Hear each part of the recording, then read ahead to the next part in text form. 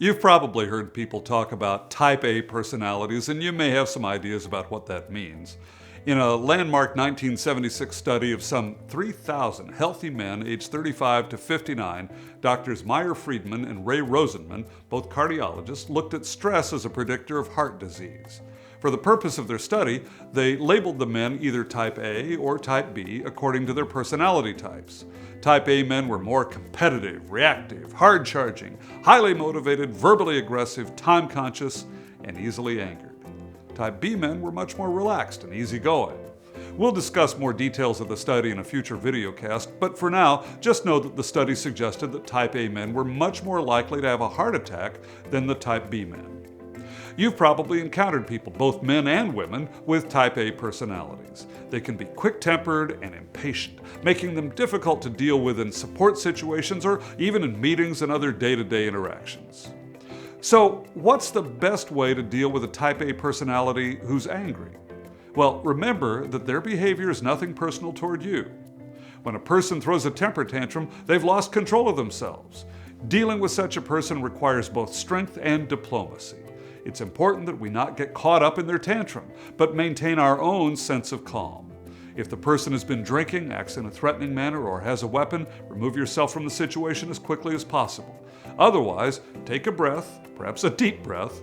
Remember to pause and consider your options before responding. See if there's any way that you can empathize with them without being condescending or compromising your own values. Ask them to explain what happened so you can perhaps solve the problem. If you think the person has truly been wronged, you can acknowledge that.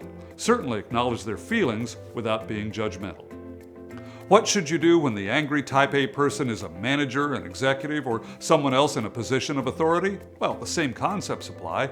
Keep calm, take a deep breath, pause and consider your options, offer an honest expression of empathy. Now make sure it's sincere, otherwise don't do it at all. Ask them to explain what happened so you can possibly solve the problem. What if they won't back down or get themselves under control? You have to decide how much aggressive language or behavior you're willing to tolerate. Personally, I have a low threshold for people who can't control themselves.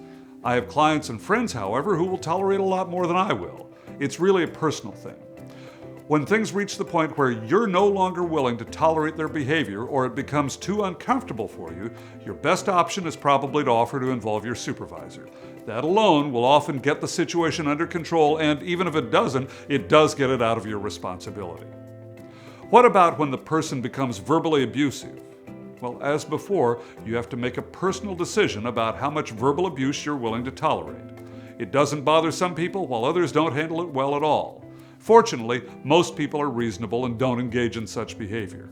But when you encounter someone who's being verbally abusive, again, it's important to maintain your sense of calm. You can try saying to the person something to the effect of, "I want to help you, but I'm not willing to tolerate verbal abuse. If it continues, I'm going to have to transfer you to my supervisor." If the person being abusive is a manager or an executive, just say, "Let's get my supervisor on the line right away." Most of us have lost our temper at some time.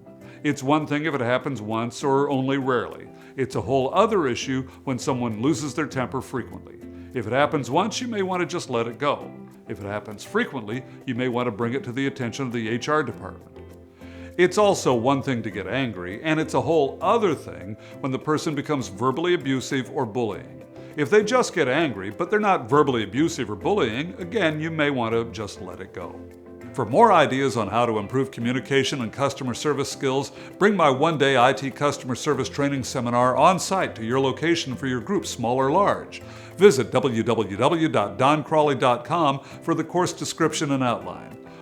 Or pick up a copy of my IT customer service book, The Compassionate Geek: How Engineers, IT Pros, and Other Tech Specialists Can Master Human Relation Skills to Deliver Outstanding Customer Service, available in Kindle and paperback editions through Amazon and other resellers. Dealing with angry people is never fun, especially if they're an aggressive, quick-tempered Type A personality.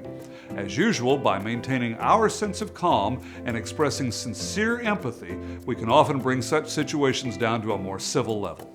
I'm Don Crawley. I'll see you next time.